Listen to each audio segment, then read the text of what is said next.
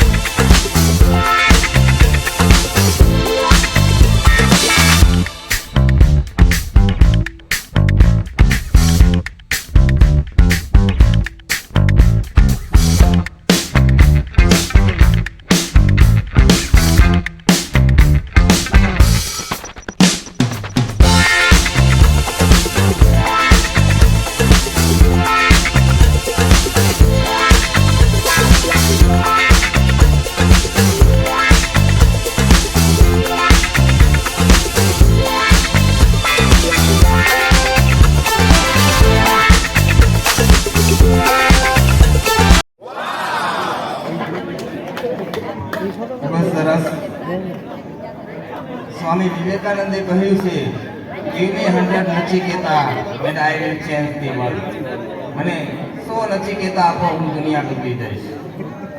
સંસ્કૃત કહ્યું, નમસ્તે સદા વત્સલે માતૃભૂમિ, નમસ્તે સદા વત્સલે માતૃભૂમિ. આજના વિશ્વ ફલક પર પોતાની યુવાન થકી છાપ ઊભી કરનારા એવા યુવાનો અને શહીદ વીરોને યાદ અપાવવા માટે હું બોલાવું છું શિયાળ વ્રજ ધોરણ 3. તો એની દેશભક્તિની સ્પીચ સાંભળીએ. શિયાળ વ્રજ ભાઈ.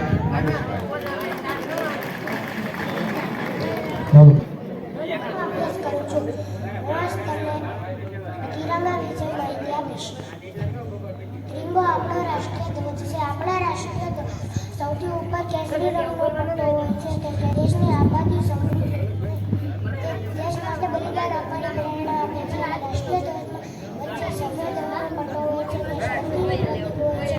અને રાષ્ટ્રીય ધ્વજમાં સૌથી નીચે લીલા રંગનો પટ્ટો હોય છે. તે દેશની આબાદી સમૃદ્ધિ અને મંગળશોનું પ્રતીક હોય છે. રાષ્ટ્રીય ધ્વજમાં વચ્ચે એક ચક્ર હોય છે. તેને અશોક ચક્ર કહેવામાં આવે છે. તે બધા ધર્મો પ્રત્યે આદર આપવાનું સૂચવે છે અને તે આગળ વધવાની પ્રેરણા આપે છે. 15મી ઓગસ્ટ અને 26મી જાન્યુઆરીના દિવસે આપણે આ રાષ્ટ્રીય ધ્વજ ફરકાવીએ છીએ.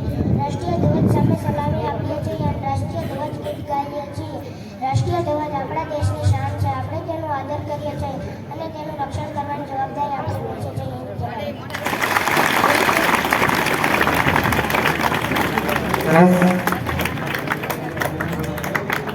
અને રાષ્ટ્રની કિંમત આપણને એક નાનો એવો ભૂલકા સમજાઈ જાય એને તાળીઓથી વધાવી લઈશું.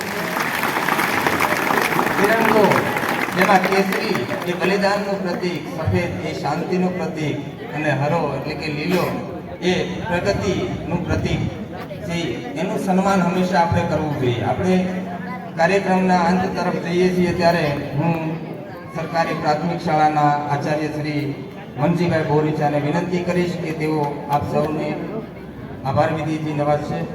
આચાર્ય શ્રી પ્રાથમિક શાળા. 15મી ઓગસ્ટ 1947ના રોજ આપણો દેશ છે એ અંગ્રેજોની ગુલામીમાંથી મુક્ત થયો. આજે આપણે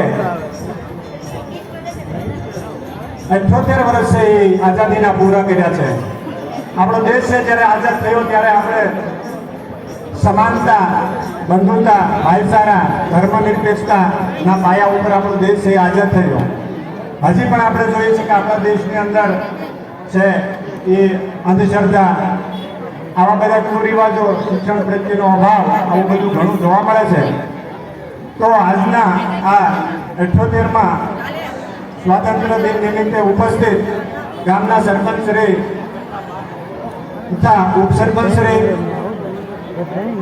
ગ્રામ પંચાયતના તલાટી કમ મંત્રીશ્રી, એસએમસીના અધ્યક્ષશ્રી, એસએમસીના સભ્યોશ્રી તથા ગામમાંથી પધારેલા વડીલો, ભાઈઓ, બહેનો, માતાઓ, આપનો જે કિંમતી સમય ફાળવી અને અમારા બાળકોને પ્રોત્સાહન આપવા માટે આપ સૌ પધાર્યા અહીંયા, એ બદલ હું શ્રી ઊંચા કોટડા પ્રાથમિક શાળા અને શ્રી ઊંચા કોટડા હાઈસ્કૂલ વતી આપ સર્વનો આભાર વ્યક્ત કરું છું.